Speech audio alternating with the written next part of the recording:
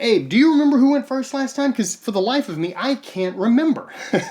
Oh, hey everyone. I'm Dustin Bass with the Sons of History. Now, every Thursday night at 9 p.m. Central Time, I do a show on Instagram Live. Now, I'd love it if you'd join me on Instagram on Thursday nights, but until then, you can watch all of the previously recorded episodes here on YouTube. So, while you're enjoying this conversation, I'm going to be enjoying a little game of chess with my good friend Thomas Jefferson. And don't worry, Abraham Lincoln is here just to keep us honest. Anyways, I hope you enjoy the show. All right, it is 9 o'clock p.m. Central Time, and we are back again for another week of your favorite show, Thursday Night Live Chats. I'm your host, Dustin Bass, and I'm going to have a very special guest on the show tonight. He was the guest on the very first Thursday Night Live Chat. His name is Joe Wolverton, good friend of the show's. So we are, when I say we, I am excited to have this conversation. This is a conversation that I think a lot of people really need to think about, especially if you are a parent, even if you're not a parent, if you've got, like, I've got a niece and nephew, I am, got no kids or anything like that. So, but I am very concerned about the education of my niece and nephew. One's 11, one's 8. So, seeing where the education system is right now, and then we are in a post-coronavirus time where things are rapidly changing. I think that this is a time where we need to sort of reevaluate exactly how we're going about educating our kids. Regarding education, if you haven't checked out and I'm just waiting for Joe to get on the program here. Anyways, I don't know where the hell Joe is. Good buddy needs to show up or I'm going to lose it when he gets on here. I guarantee you that. Let's see if he responds to that. He may be in the midst of organizing his thoughts. Oh, look who decided to show up. There we go. Okay, so, all right, let's get this show on the freaking road. So, my personal story will just have to wait. You son of a gun. Sorry, brother, we had technical difficulties. I was like, you know what? It'll be a couple of minutes. The technical difficulties, aka my advanced age. I don't know. I was like, oh, it's not 8 yet. I'm like, but it's 7, and that's when I'm supposed to be on. So I'm here, man. I'm here. Okay, so how far behind are you than me? How far age-wise? No, I know how old. I don't need to know how old you are. No, I thought you were only 1 hour behind. We're in Arizona, so we don't do daylight savings. So right now we're on Pacific time. So it's 7. 2 it's hours. Just after Okay. 7. Yeah, 2 hours behind Texas. Yeah. Well, I didn't know that, so I told No, you. you were perfectly fine. You were perfectly fine because you said it's 9 Central, 8 your time. Well, I should have been smart enough to say, no, that's 7 my time. So, but I'm here. As a matter of fact, I was already ready. I was just like, all right, I'm gonna sit here and read through some stuff, just chill till it's time to go on. And then I opened Instagram and I'm like, it says they're live now. They must be doing a different show. Let's see what they're doing. Let's see what cool stuff they're talking about today. Yeah, so that's how it went down. Well, fantastic. Well, it's glad to have you, man. I'm so happy to be here. Yeah, man. So here it is. You know how this goes. It's we got an hour to talk, and I've got a number of questions I want to ask. Okay. And, but let's go ahead and get started real quick. Give us your background. How long you've been teaching? Okay. Well, my professional training is as a lawyer, and when I was in law school, I started teaching a couple of homeschool families that I knew at church, and it just went well. But I kind of thought of it as an avocation, right? Just a hobby. I'll teach people now and then when I get a chance, because I was going to practice law. I did. I practiced law for a long time, and then I just thought, man, I can't do this anymore. It's what's that song by Morrissey? It pays my way, but it corrodes my soul, if you know what I mean. And so I was like, let me find something else to do. Started writing for the New American full time in 2009. I wrote for them part time since 2004. And so anyway, started doing that full time. And then the editor called and said, hey, man, people are asking if you'll come speak to them about the stuff you're writing about. And they got an agent and I started going around speaking. And pretty soon my life was half the year going around speaking, writing, and that was it. And then I think it was like 2012, I was doing a speech in St. Louis, and a lady on the elevator is like, hey, I think that's Joe Wolverton. And I said, so we happened to get off the same floor, and I said, and she approached me and said, hey, I really liked your speech. And I said, oh, thank you. And she said, you should be a teacher. And I said, I should. I just don't want to be poor. And she's like, oh, and she said, so anyway, long story short, I ended up talking to the man that owned a chain of charter schools down in Arizona. He knew me from my speaking and writing, and he's like, I want you to teach history, and you can do your thing, and don't have to use a textbook, because I don't.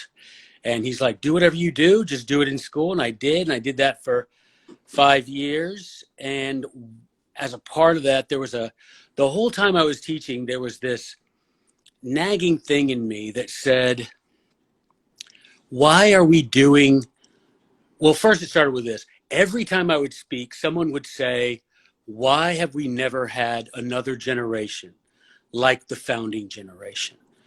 And I didn't have a good answer for it. I would, I would step around the question and think of something clever or funny to say, but I really didn't have a good answer. Yeah. And I started to think about it all the time. I would go back to the hotel and I'd be like, and I would pray about it. I would ask Heavenly Father, if you sent these guys, why can't you do that again? And just think about it. And then finally, over the years, I started thinking, well, I don't really know what their school was like. I know anecdotally what it was like, but what did they really do for school? So I just started to research, and it was, fortunately, that was at a time when I could just get on the Google machine and dial up this information. And I had, I had access to JSTOR, and I had access to, Abe books and that kind of stuff. And I just thought, little by little, I'm going to find out. And I had a friend of mine who said, hey, why don't we do this together, and it'll cost us half as much. Yeah. And I'm like, okay. And so finally, I discovered, to my dismay, that the reason we don't have those guys is because we don't do school the way that they did, so as to create the people that they are. The analogy I make is that, we want to make a Madison, but for the past 120, 140 years, we've been substituting salt for sugar and wondering why the cake ain't sweet. Yeah. And it's because we're not doing those things. And so that's the long story short. And it's, I guess one step I missed is in college my freshman year, and you know this story, and I hate rehearsing all the same stories, but I felt like I was going to drop out because I was the first person in my family to go to college. I was a political science major. They were talking about Federalist Papers. I'd never heard of them in high school. I went to high school overseas. And so my professor said, well, here, go research it. I did. A bunch of names I'd never heard of. And he said, well, instead of dropping out, why don't you teach yourself in, outside of class, which is what I did. And it all kind of came together, like I say, about 6 years or so ago. And I was like, a little bit more now, about 10 years ago. And I said, why do we not read the people our founders read? Yeah. And then when I started to read the people our founders read, then I found out that, man, understanding the Constitution and the Declaration is a whole lot easier. Yeah. Yeah, and definitely. Yeah. Gives you a step-by-step, more or less, explaining everything. So we want to talk about homeschooling in particular because, this is a bit of, we're living post-coronavirus. Yeah. Now, I'll go ahead and let you know. I can see your face from chin. Dude, I don't know. There you go. You're perfect. Now you're perfect. Now I'm perfect. I can see that gorgeous face of yours. I've been trying for and so that long fresh to be haircut. perfect. That's right. Hey, man, that's fresh. People ask who cuts my hair. I'm like, God. I reached 30 years old and it just started falling out. Hey, man, it's a price you pay. Yeah. So let me ask you a question. Yeah. Should homeschooling be as intimidating as people think it is? No, and this is one of the first things that I tell people, because I've, for some reason, gotten into a position now where I'm talking about this all the time, and I love it. No, people are doing homeschool for the most part wrong. They're taking school and bringing it home. Well, think about that. School is broken and everybody admits it. Why do you want to bring that home? I think we need to focus more on the home and less on the school, because the way people do school is not the way school was done prior to the federal government getting involved in it. And so my thing is, let's do it the way it used to be done. Let's realize that as human beings, we learn without being told, you must do this, you must do that. We're we're children of a perfect being. Yeah. And we desire knowledge. That's who we are. That's how he created us. And so I feel so bad, because most times when I go to homeschool families to give, lessons, which is basically what my life consists of now, except for the speaking about books and stuff, I notice that they spend thousands on curriculum. And I understand that we're not all qualified to teach everything. Yeah. But I'm like, man, there's the University of YouTube sitting right there. Yeah. There's family members that can do a FaceTime lesson. I've had family members say, hey, could you do a history class for, your nieces and nephews? Of course I could. Yeah, of course I could do that. That makes me feel good about doing that. And so, yeah, I think homeschool, for the most part, people, man, they're trying to make themselves into a school. So what do you think? I mean, what are some sources that people should use, especially if they don't have much of a budget? I think you nailed one real easily that I have mentioned a number of times. Yeah. Yeah. YouTube, first of all, go to YouTube, search for the thing you want to learn about, or the thing you want to teach your kids about. And that's a great one. You can Google pretty much anything. And when I say Google, I just mean internet search, whatever you want to use. And don't forget the resource of, your family and your friends. If I have family that are great mathematicians. I have family members that are amazing at science. I take advantage of that. And you don't need to do. So I would say, and this is the thing about people say, well, I need to buy a textbook. Why? Mm-hmm. Why are you going to drink downstream, man? Yeah. You can get right to the spring on the internet. So like, you have a what you call the founder's recipe. Yeah. So it's a list of books. Mm-hmm. Do you have a specialty group, like age group, that you teach, or do you teach like first? I used to teach just high school, and then when I stopped teaching at the charter school, which is a public school by another name. Yeah. When I stopped doing that and went on the free market, I started teaching all ages. I had a family, they're like, well, we have kids from 3 to 18. And I'm like, I don't know how to teach little kids, but it turns out, man, a bunch of these little kids will surprise you with their ability to understand. I'm not suggesting that you could throw Algernon Sydney at a 3-year-old and they're going to be like, yes, I totally, no. Mm-hmm. But you can take those principles and pare them down a little bit. And I've been surprised by some 7, 8-year-olds. So I teach pretty much every age now, but the book, the Founder's Recipe book that's coming out just as soon as I can get it, final, copy editing, which is almost done. The book, I aimed it at high school, but I mostly aimed it, to be honest, at homeschool moms. I want that homeschool mom to be able to take this book and it be turnkey. She doesn't need Joey at all. She can just say, because I explain in the beginning where I got these names, what these books are, why they're important. And then I'm like, you can just teach these to your kids And I've cleaned up the spelling to make it modern and the punctuation. And the idea is there's people out there whose kids could be the next James Madison, the next George Washington, they're out there, man. Yeah. And I think they're being raised. I'll tell you speaking of discourses, it's always nearby. But this is Algernon Sidney's Discourse, the one I first bought. It's thrash. Took me 5 years to read this, man.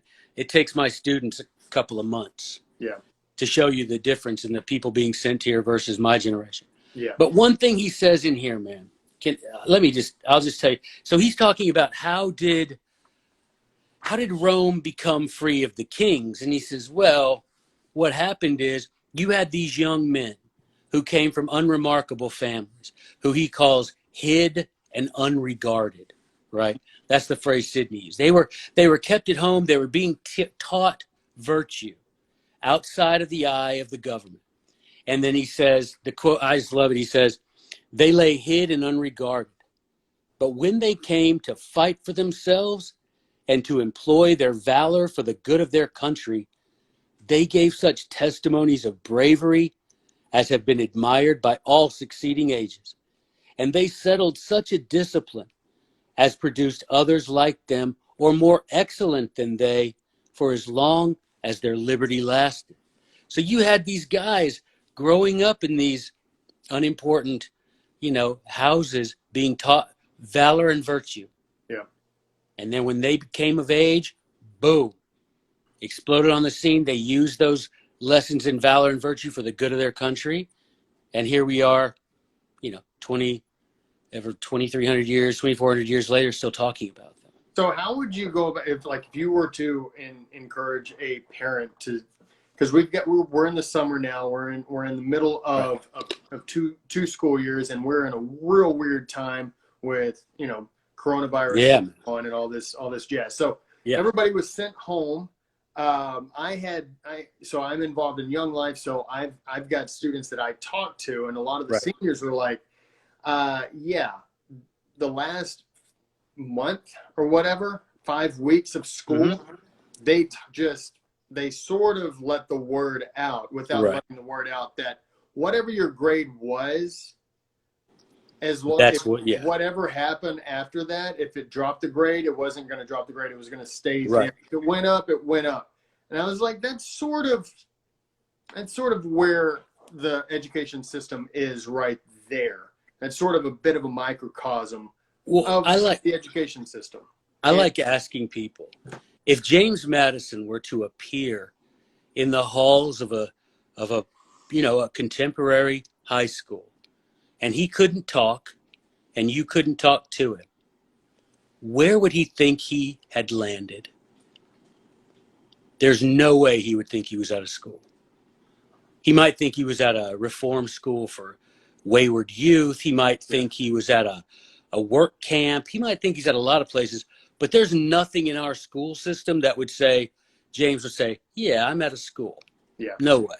Yeah. I mean, there's no way. There's a lot there that is not really demanding of education and learning. And I want to get into that, but I want to ask you how, since we've got a new year coming up, what would you tell a parent who is really considering, and it looks like a lot of them are considering going into it, how would you say, all right, here's how you would schedule your first semester? Well, here's what I'll say first, and to me, most importantly, God sent you those kids. Okay? Sperm and egg don't make a child. Sperm and egg plus a spirit make a child. So if God sent you a child, he's going to qualify you if you ask him. If you ask God to help you raise the child he sent you, he's going to do that for you. That's the first thing I tell people. The second thing is, once you've asked God for help in raising the child he sent to you, I would say schedule your day according to your family, right? There's all different ways, but I would say don't bring school home. Don't do that. Let your there's this book. I don't know if you've ever read it. This book by Rousseau called Emile. You ever seen this one? Okay. No. It's Emile or On Education. Okay. And now I know Rousseau says a lot of wacky stuff. Yeah. We all know that. But Rousseau in this book, Emile, which became one of my students' favorites, a lot of good stuff. And one of the things he says is kids are naturally inquisitive. They're naturally curious. Mm-hmm. Use their natural curiosity to channel them toward things you want them to know, things you believe they need to know. And because he says once you start using force, all of us push back against force. Mm-hmm. Even if you're being forced to do something nominally good. Yeah. Right? Study your Latin. No. Yeah. Why? Because you told me to. And so that's why I went to the grocery store today and I was supposed to wear a mask, didn't wear a mask. This lady, she was like, I thought I was the only one rebelling having my mask under my nose. And I go, I'll wait till they call the cops. She was like, good for you. I've done that. My wife was at the grocery store, I don't know, yesterday or the day before, and she, they told her you need to wear a mask, but we're not going to enforce it. And she just happened to be wearing one of those shirts that we designed, the Factious and Discontented since 1776. She was wearing one of those. And, and they all have a saying on the back, and I'm like, you should have worn the one that said, lex mala, lex nulla, a bad law is no law. But she said, I've never been prouder to be wearing that shirt that said Factious and Discontented. Yeah. But so the thing for homeschool families, don't bring school home. Make it good on you, man. You know what the word school means in Greek? It means leisure. Okay. The word educate is Latin for to lead out, meaning to lead out of the darkness into the light. The word teach means point toward the marks. In my opinion, that means point toward the marks in the hands and feet of Jesus and use virtue as a sub-curriculum. If you teach in the multiplication tables, you better be doing it in a way to increase virtue. But I would say do it naturally, man. Just do it naturally. Lead them out. Let them feel, I think almost let them feel that they're not in a class, that you're their parent and you love them and there are important things to learn and I'm going to let you learn them.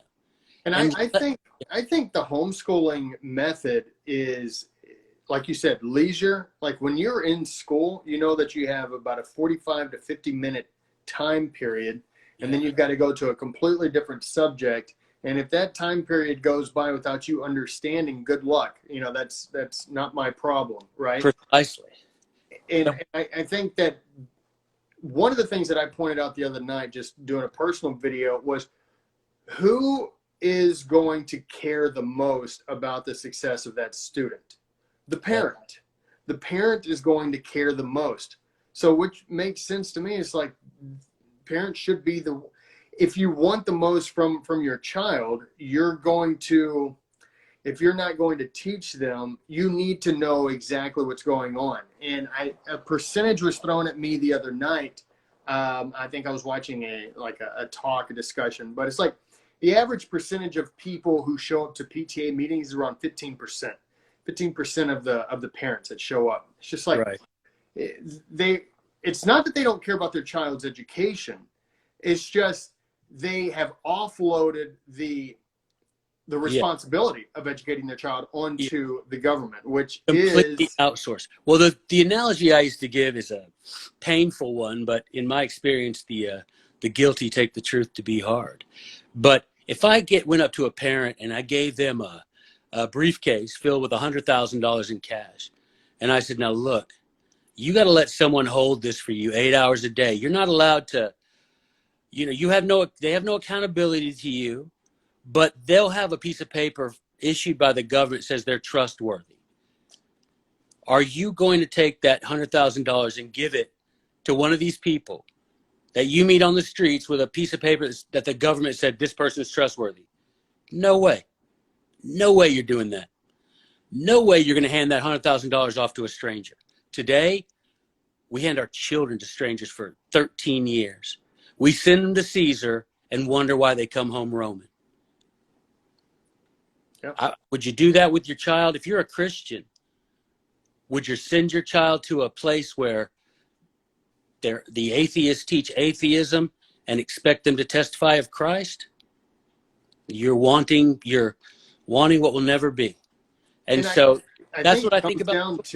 I think it comes down to the leisure of the opportunity. Well, I'm able to have my kids go to the school, and I've heard a lot of parents say, well, whatever they learn in school that they don't need to learn, I will correct at home.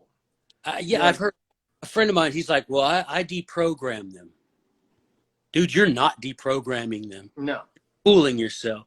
And I think, look, I know of a school here locally, was given a big old pile of money and built a gym instead of a library. That's all you need to know. They don't have a library at that school. They didn't have a gym at that school. They built a gym. Now, kids will say, we like the gym. Of course you do. Of course you do. And I'm not saying gyms are wrong, but I'm saying, what is that really saying? It's saying that school is teenage daycare. Yeah. I hear parents say, oh, when I was at the school, I wish your school had a after-school program. And I'm like, hey, you know what? God gave us an after-school program. It's called Mom. Yeah. But we don't have the family like we used to have it. No. And so we don't have school like we used to have it. So we don't have the men like we had when they were being raised at home, when they were being taught by tutors. Everybody said, well, they were taught by tutors. Yeah, when they were about 11, they would have a tutor teach them, right? But guess what? The parents hired that tutor that they interviewed and made sure they were worthy and had the bona fides. And guess what? I'll tell you a quick story that I used to tell and drive people crazy in the public school. But, when one of James Madison's classmates, Philip Fithian, he taught down in Virginia, the Carter family, the famous Carter family of Virginia. And he always ate with them every night, right? The Carter. So Mr. Carter would be there. He and his wife had 18 kids. They'd be sitting around the dining room table, and Mr. Carter would go around to each one of his kids and say, what'd y'all do today? Well, he came to one of his daughters, and she said, well, I did this in school, but I have to finish my Tacitus at home. And he said, what do you mean finish your Tacitus? She said, well, Mr. Fithian, I didn't get finished with the part he wanted me to translate, so I have to finish translating it tonight. And Mr. Carter looked at Philip Fithian and said, is this true? And he said, well, yes, she didn't finish her Tacitus translation. And Mr. Carter said to him, look here, you get 6 hours a day with my kids to teach them their Latin and their Greek and their history and all that.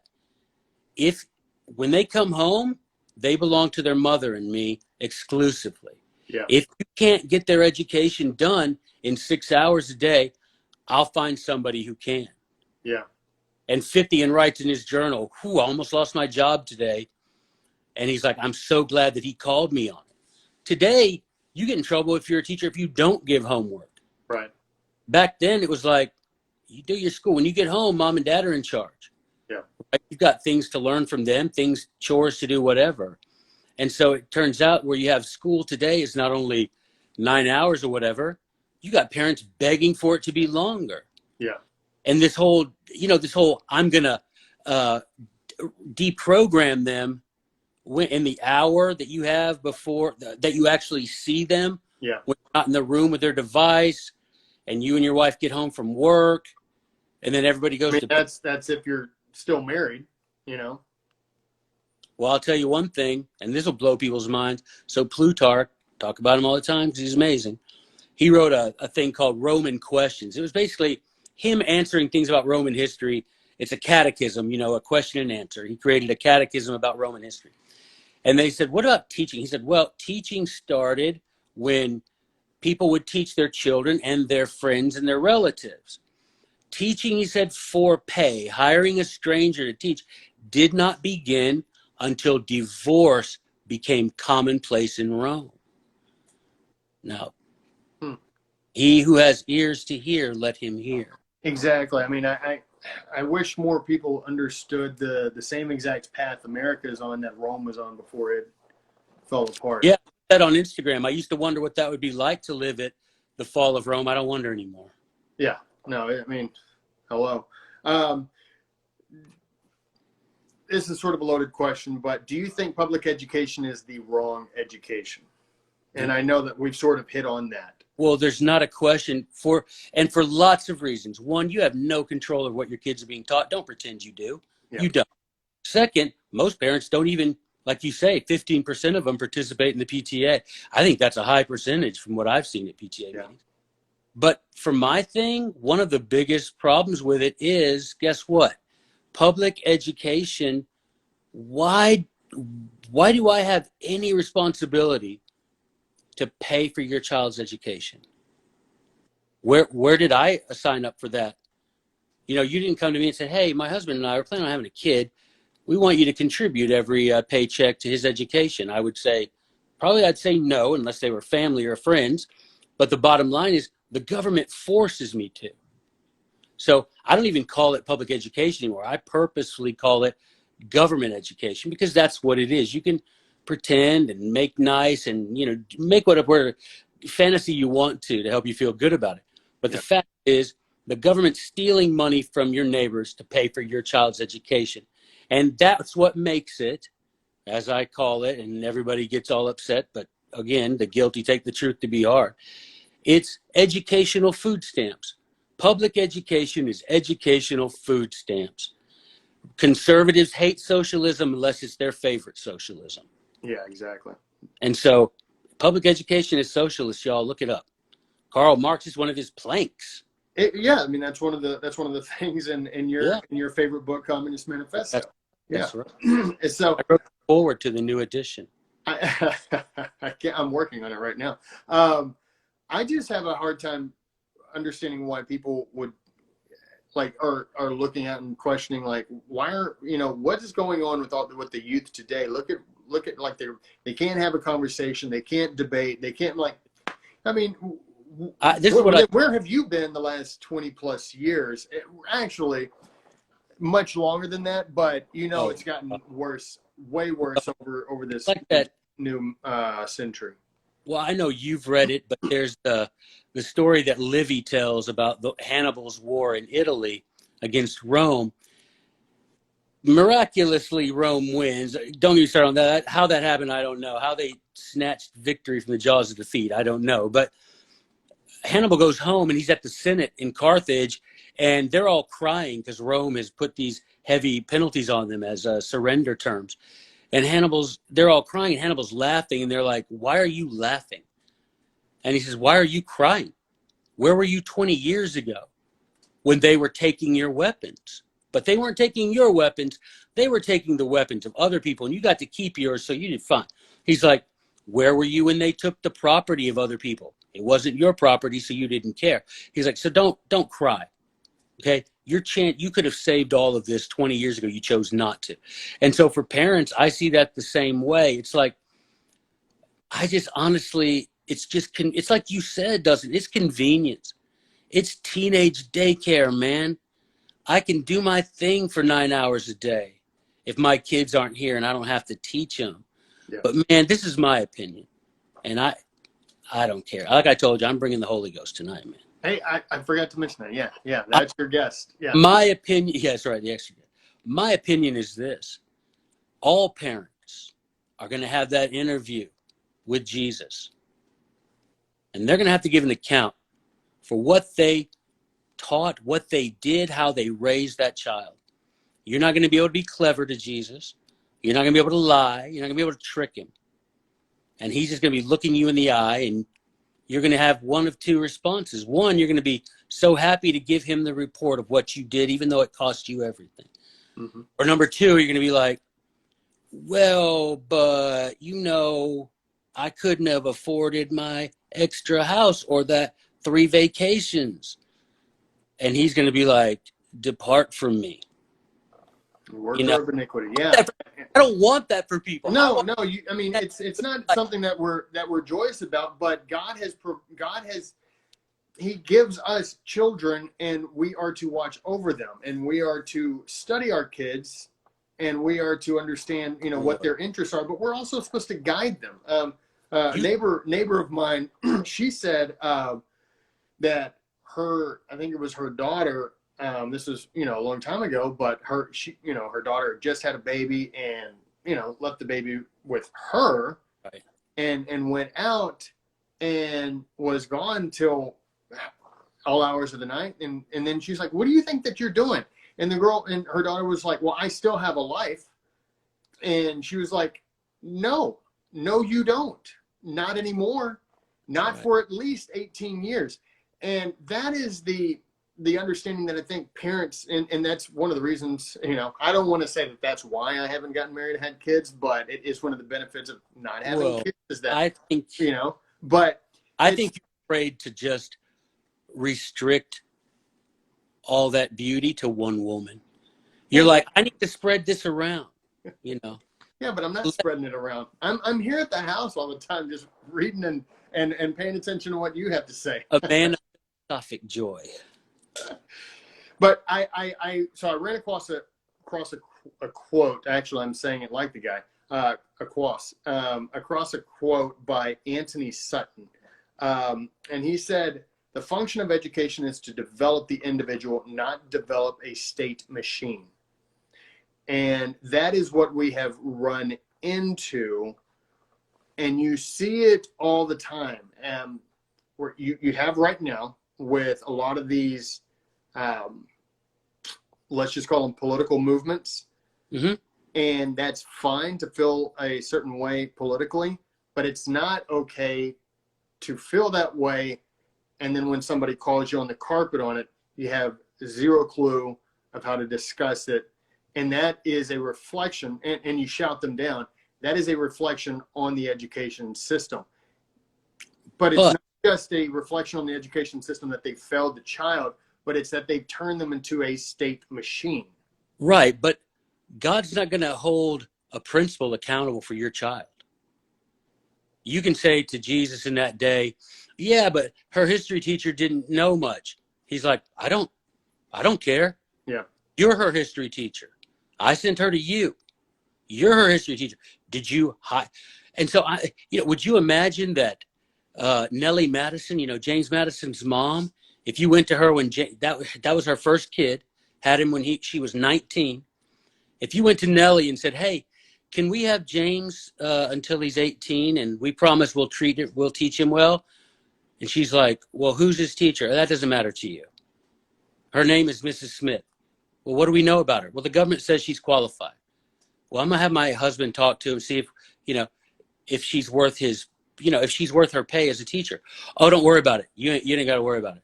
We're going to steal money from your neighbors to teach him. There's no way that the Madisons, Mrs. Washington, her husband was passed away, unfortunately. The Jeffersons, no way those people say, yeah, that's cool. I would be impressed if the modern day parent actually asked all those questions.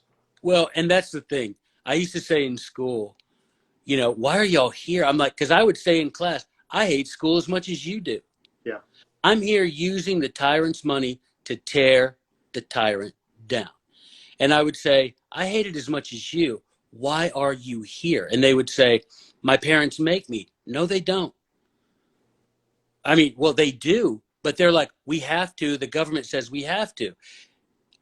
Was there an armed guard at your door this morning?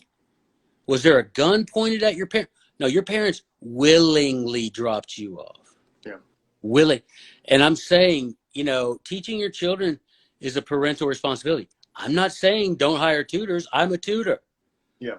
Guess what? If I'm not teaching what the parents want taught and in the way, and if they're not seeing that their kids are enjoying it and learning, then I don't get paid. That's the capitalist system that conservatives love, but they don't love it when it comes to education.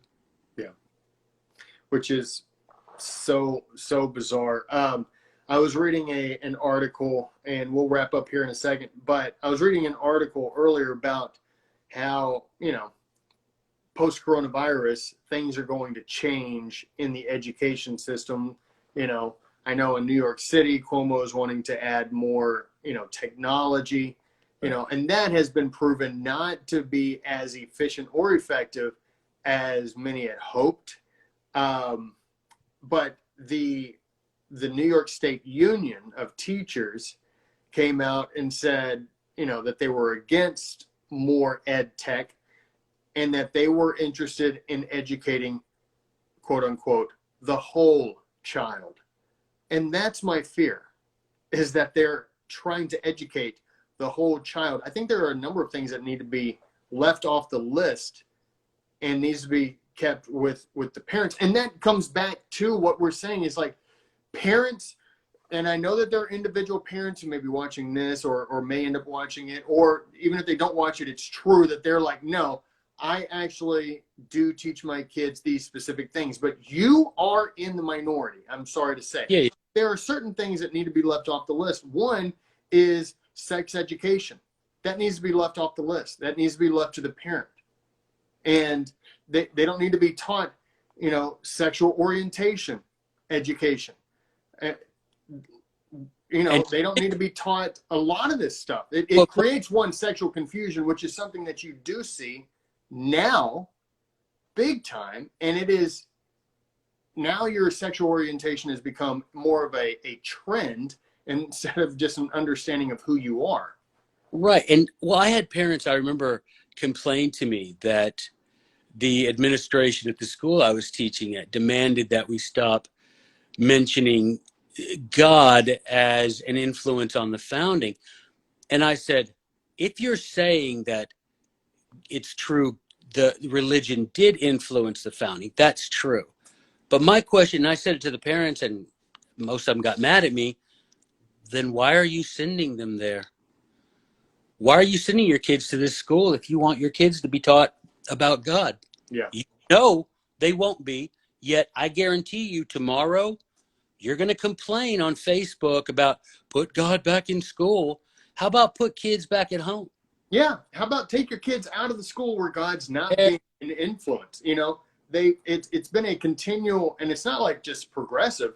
Like it was just an onslaught back in the 60s and 70s, primarily in the 70s, and God's removed. And then for the past, 40, 50 years, we're like, hey, where is God?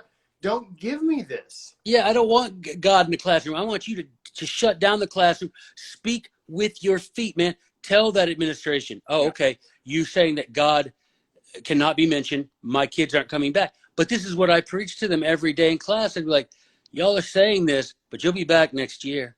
Mm-hmm. And next year it'll be worse. With the same exact complaints, There's another one. It's like, people are always, and they've got to start these, these hashtags and these movements against bullying. It's just like, well, that's another thing. That's like, that's part of the public education system. It's like, if you don't want your kid to get bullied, understand you're throwing them into the lion's den. That's right. I would have these meetings at the school I taught at after school every week, and these parents be like, I can't believe little Johnny's being picked on. Why are you bringing him here? Well, what else am I going to do? I don't know. Teach him at home? Well, but we have to work, both of us. Okay, well, then have less. I don't know what to tell you. Yeah. We love putting up pictures of guys whose families sacrificed everything to make them the men they became, but we don't want to do that. Our lips draw nigh unto them, but our hearts are far from them, and that's just what it is, and we've got to embrace that. That's who we are. We like to praise these men, but we don't like to do what it took to make them, right? And that's just the bottom line. School shootings. I wrote an article several years ago after the Parkland thing, and I'm like, y'all are focusing on the wrong part of that word. You keep focusing on shooting. You need to focus on school. Yeah. If I told you, hey, go park your car 9 hours a day in a place where there's at least an outside chance it's going to get robbed and get broken into and stolen, would you do that? Heck no, I'm going to park it in my garage. So being home is good for your car, but you throw your kids in a place where there's even an outside chance they're not coming home today? Y'all crazy. Yeah. You have lost your dang minds. The hearts of men have grown cold. And we don't care about our own kids, man. And I know people can say, Joe, I don't want to hear it. Yeah. Do your thing, man. I don't care if everybody that's listening wants to have a socialist school, because that's what it is, y'all. Charter and public. Exactly what it is. Yeah. Just socialism. Do your thing. but I don't want to be part of it. And the thing is like, even if like there are, of which there are plenty of atheists out there that don't want anything to do with God out there, you're still not getting a good education. Your education is being continuously lowered and lowered and lowered. Why? So you can meet the lowest common denominator of the student. Look, there are a lot of dumb kids out there. There are a lot of dumb kids that go to school. I was one of them. And, you know, let me tell you something.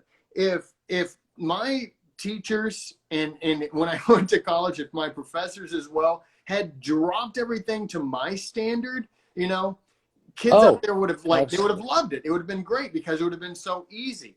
But that is exactly what we've done to the education system. Well, that's what I said. You know, I called it educational food stamps, but that's a little inaccurate, because if you get food stamps from the federal government, there's a chance you might actually get nutrition. You might go to the store and buy something nutritional. You send your kids to public/charter school. If they get educated, it's because they did something, not because the school did. Yeah. It's just education. It's just teenage daycare. But like you said, it's like, why? I know why, and it hurts me to say it, that we care more about our possessions than we do about our kids, man. That's so scary to me. And I see there's a lady on here watching, Wendy. Wendy, I appreciate all the things you're saying. I've been watching the things you say, and I appreciate you. And if there are single mothers out there, let me tell you this. This is my belief, and of course, people are going to say it's utopia. It's not. If you're a single mom and you're out there and you're like, I can't do this alone, I feel for you and I pray for you, and I want you to be taken care of, and I think it's your family's obligation to take care of you. But that, again, we don't take care of our families, right? We expect the government to steal money and take care of people. So Wendy, if you're a single mom, or if you're just defending them, I feel you, and I love the single mothers. But I'll say this: if you, Wendy, or anyone you know is a single mom and is struggling, you can email me or look me up on Instagram at Teacher of Liberty, and I'll help you out. Me and your kids will have Zoom or whatever you want to use, FaceTime. We'll have us a good lesson, okay? So don't think you're without resources, because if you can email me, joe@teacherofliberty.com, and sister, I'll hook you up. I'm not joking. I have been commanded to take care of my brothers and sisters. And Wendy, if that's you or someone you know, or any one of y'all watching, just joe@teacherofliberty. We'll get it .com. We'll get it done. We're not going to, if there's someone who sincerely wants to be educated, I'll make sure that I do what I can to help. It may not be, I don't know math and I don't know science, but I'll teach your kid history. That's for sure. Yeah. Yeah. And the virtues of living, you know, living well. Living well, that's right. Living well.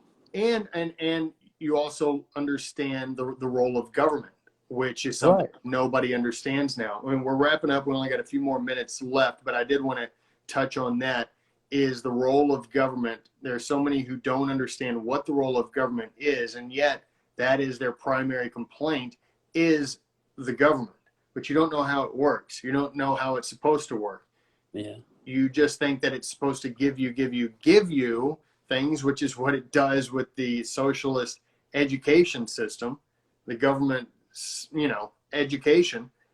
So we are complaining about the wrong things, or we're complaining about the right things, and we know the solution, and we don't care to actually take steps to do it.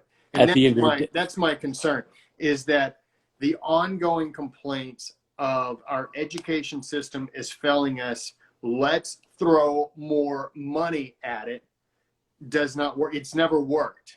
And we've continued to throw billions and billions of dollars. You can't buy love. You can't buy passion, right? That kid, you know, the kids in my class, every morning before school, I would pray that above all things, that they felt that I loved them. If they learned nothing in my class, but they knew that I loved them, that was a good day for that kid, you know, because you can buy computers and you can buy books, but you can't buy love. Yeah. And so I would hope that these parents would be willing. Well, I'll tell you this. This is my last little story. I know it's all I ever do is tell stories. But I was in Memphis at home, for a few weeks. And, Alexis de Tocqueville, he visited there, right? That was his westernmost point was Memphis. Well, he got sick on the way from Nashville to Memphis. And he had to stay in this cabin in the middle of nowhere in the forest. And he describes what he saw when he got to this cabin. One of the things he says, well, I saw above the fireplace a shelf where there were 3 books, the Bible, Shakespeare, and Milton. He said, here is this family in what he called the virgin wilderness of Tennessee, who knows, their children know the St. Crispin's Day speech. Their children know what Milton said about liberty. Their children know the Bible. And he said, and then I scanned the room and I saw at the far end of this one room, a mother. And he said, this mother looked older than she was. But all the energy that she spent on her children, she said was worth it. And she wouldn't do anything. And he said, you could see the look in that woman's eyes that all she had given was nothing compared to what she had gotten in blessings and in her children's love. Here she was in the middle of nowhere, Dustin. Milton, Shakespeare, and the Bible, and her heart and her spirit. We're not our Father's children, man, but we can be. I'm convinced 100% that there is a generation of young women on the earth right now who are at the cusp of being mothers, who are going to raise these Coriolanus's, these Brutuses, that will be hid and unregarded, but will be taught virtue and valor in their home. That they will know Milton and Shakespeare and Sidney the way our fathers did. Yeah. And those kids, when they get to be the right age, they're going to do that whole Captain America thing. When all of them combine to tell you to move, you stand there like a tree on the bank of a river and say, no, you move. Yeah. That's what we got to look forward to, man. And that's why I'm prayerful and hopeful that this Corona thing does lead more families to bring their kids home. Man, if you can't teach them everything, contact me, contact Dustin. I know you'd be happy to help. The Sons of History have good resources. I do. I'll do anything I can. I offer, classes via Zoom, and I'm going to tell you, it isn't me. My old logo for Teacher of Liberty used to be a telescope, because that was the thing. I'm like, I'm not the sun, I'm not the planet. I'm just the thing that you can see the planet with. Yeah. And we'll, all of us combined, we'll support you, Mom and Dad, if you want to do the right thing and keep your kids at home and have them taught. And let's make school leisurely again. How about that? Yeah, I think that's a big point. So, all right, brother. Well, thanks for bringing the Holy Ghost with you, man. Yeah. Hallelujah. Let Jesus use you. Use us, Lord. Yes, sir. And we say that in passing, but I know that's your prayer, and I know it's my prayer as well. Yes, sir. And so that is something that we need to do. And speaking of the Bible and Shakespeare, that was what Abraham Lincoln got his education primarily from growing up. Those were his two pieces, Man, two things that he held on to. And he studied. If you read that St. Crispin's Day speech and you don't get fired up, you and me ain't friends. Yeah, exactly. Exactly. And, Winston Churchill was another man who studied intensely William Shakespeare. So, and all these people we revere, none of them went to socialist school. No. So, anyways, all right, ladies and gentlemen, well, thanks so much for joining us, Joe. Thanks again. Let everybody know how they can reach you if they need you. Yeah, you can go to the website, teacherofliberty.com. You can email me, Joe, at teacherofliberty.com. Look up on Instagram. I put, I don't put personal stuff. I just put things from the founders, mostly things from the people that influenced the founders.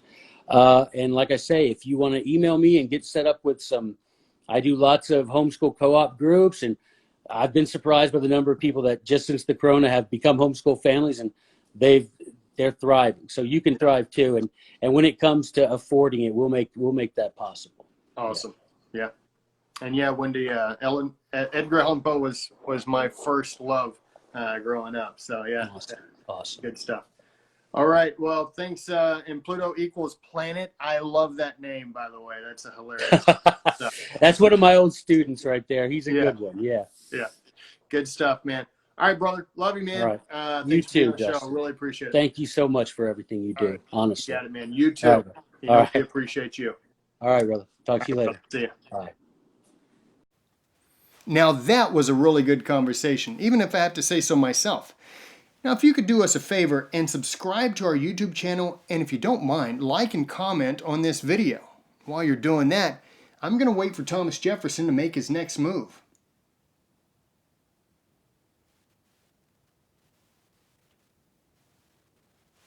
You always win that staring contest. It's your move! Go! Okay.